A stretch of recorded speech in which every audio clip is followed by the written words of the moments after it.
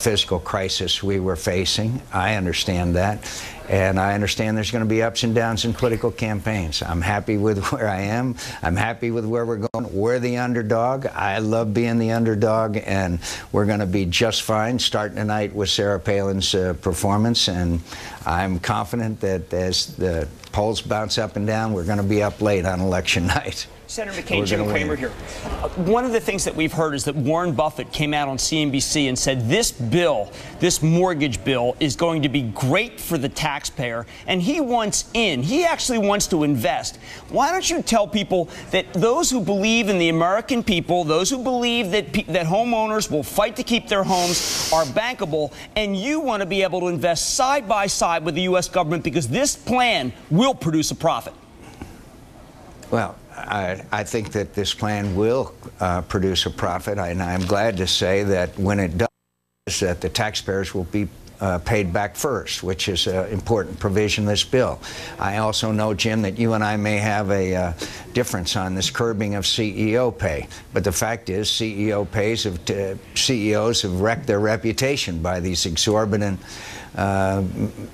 bonuses and packages and stuff. So, but the fundamentals of this package are good, they're strong, and the options of loans or insurance or outright purchases of these institutions, I think, give some tools to the Secretary of Treasury and the Oversight Board that I think we can recover. But Jim, I know you've been saying this. This is a tourniquet. This isn't a cure, okay?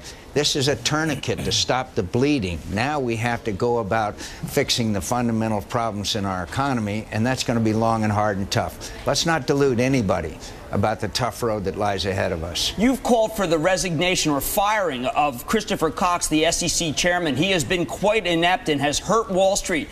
Would you go as far as to say that perhaps Ben Bernanke should be replaced, given the fact he was worried about inflation when we have a deflationary spiral like 1932 happening?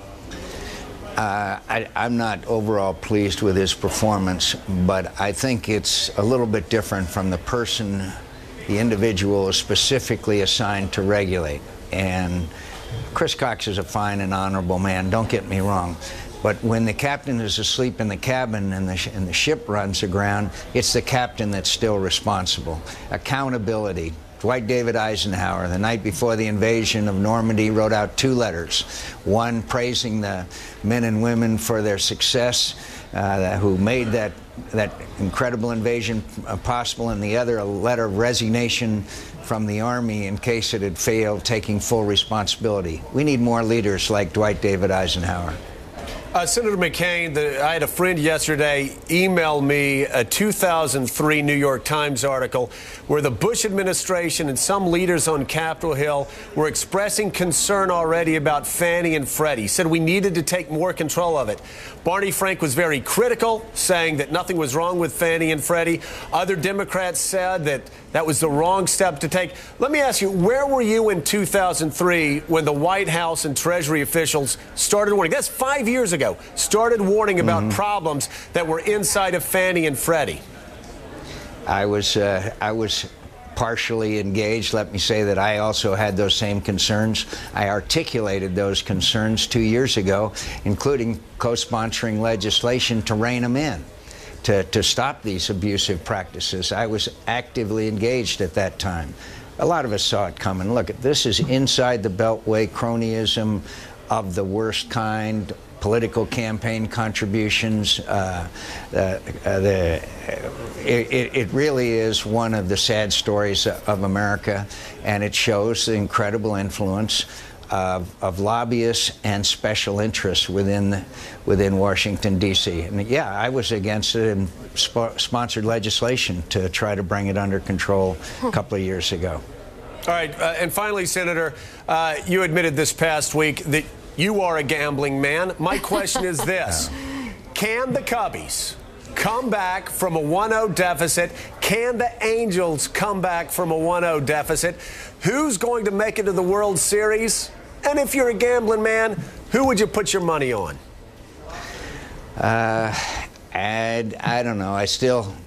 I still kind of like the Red Sox. I think that I have a sentimental favorite look, and I think that they're going to do well now that my Diamondbacks have blown it. I think the Dodgers are not to be underestimated, given the fact that they got some pretty strong pitching. Yeah. So I think it's very possible that both of those teams, both the Dodgers and the Red Sox, could surprise everybody. Boy, those are two class organizations. But that shows you why. Shows you why I'm not a rich man. All right, Senator John McCain, thank you so much. And Senator, greatly appreciate it. It's such a complex issue, this crisis we're facing. We thank you for putting yourself out there.